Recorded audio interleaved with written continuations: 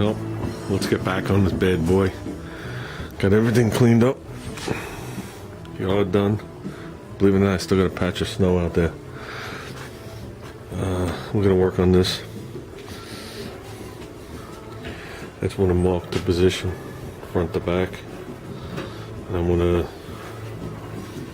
sand all the paint off of here, and then try and refit this and see if we can get tacking on it. Like I said, I got to get that bar on here. That's one of the first things, and then I got to make sure this line is straight. That's the second thing. Well, we got this edge stripped.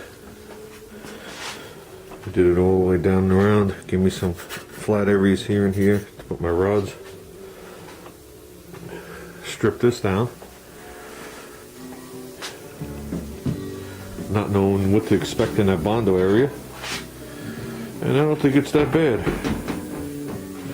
Like I said, that little area in the top was no big deal. The dent must have been above it, because it was just the edge of it and I already straightened it. Well, here's the other little section that you saw me cut through. And when you look at it, it looks like there's a dent right to there.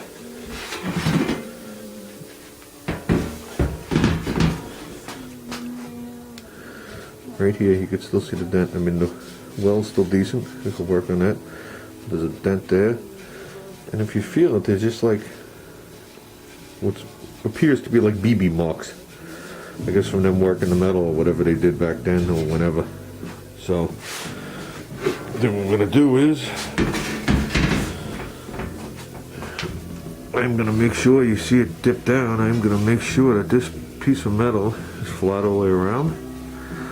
Put it on like that, and then work everything out the best I can while it's on the fender. There's only so much I'm going to be able to do. But I thought there was extra Bondo right here. It just seemed like it to me.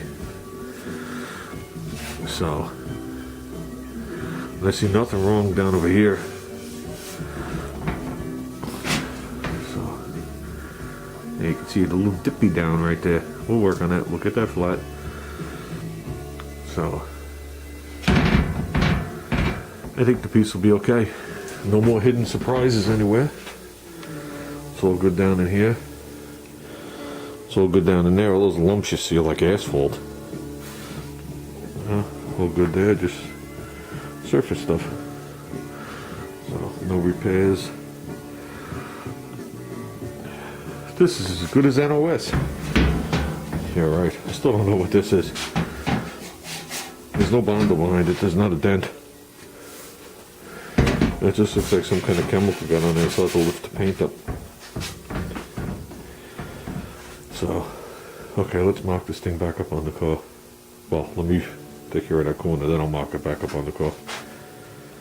So, well, it looks like I got this thing fitted. I confirm my measurement. Oh, I'm doing this to the viewfinder, so you got no depth. From here to here is 4.5. I went down here 4.5, so I know I'm decent.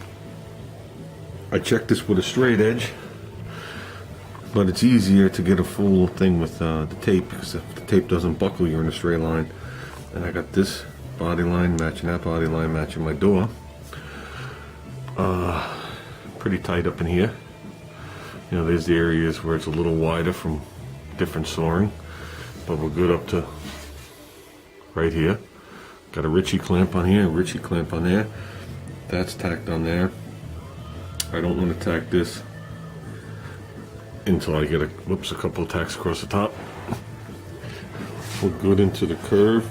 Then from here forward, it's a hair bit longer, which is fine, because I'll sit there with the. Last time I did it with a combination of my little whizzer wheel there and a belt sander actually, and fitted it in. So when I got the big thing right out of here, having dollied that out, I didn't bother with the little ones because it's getting into the curve. I figured I'll do that when this thing is one piece. But I just wanted this lip as flat as I can get it, which I did. This is even, goes in a hair here after. But like I said, that's nothing, we could deal with that. If we're going this far into a fender, I think I can handle that, I hope. If not, we'll put some words over there and a big sticker. that says don't look here, look over there. But yeah, I'd like to put a second bar here, but I want to get, now that I know this is right, I want to get just a couple of tacks here so I know it doesn't fall down. Another thing you got to be careful with these clamps is as you're tightening them, oh, hold on, sorry guys. You know, as you tighten them, this tab wants to turn, so you don't realize that the gap is getting wider as you're doing it. So you got to keep an eye on it and keep the gap tight with it. This one I haven't sanded yet. I got to sand a couple of these. Well, like I said, I think I'm going to get 1 or 2 tacks on here. Then I'll run a second bar.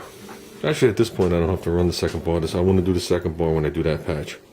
And I know it'll just keep everything a little flatter when it's all said and done. That's actually what I need the bottom bar for. Last time I didn't put that bottom bar on until after I did the top, if I'm not mistaken. So that's why I'm not worried about putting a spot weld on there. So let me give this 1 or 2 welds. I'd like to move the shit that's underneath the car, because I don't need dirty fender covers to light up and light my car up. It's not insured for enough. The AMX is, but this isn't. So let me take care of that, straighten up a couple of things, and hopefully once I get going, I'll turn the camera back on, see if we can get me, you know, doing some spot welds. And that's it. Well, we're getting there. It's getting tacked on. I'd just like to take a minute and thank a couple of people who have helped me just on this fender alone. Okay, I even wrote it here. Thanks to Lodi 3/4. And the reason I'm thanking you, Mike, is we were talking about doing the spot welds and me trying to control some of the warpage. And his suggestion was, is after I did a little spot, to cool it immediately with air, which I did. And let me tell you something. There's not a ripple, a wave, and nothing in this. Okay, I'm not going to say I've done a lot of them, but I could see the difference right off the bat. So that's working out well. I got from here back spotted on, which is nice. Into this curve is good to about right here. Then we just gotta work on that front fender.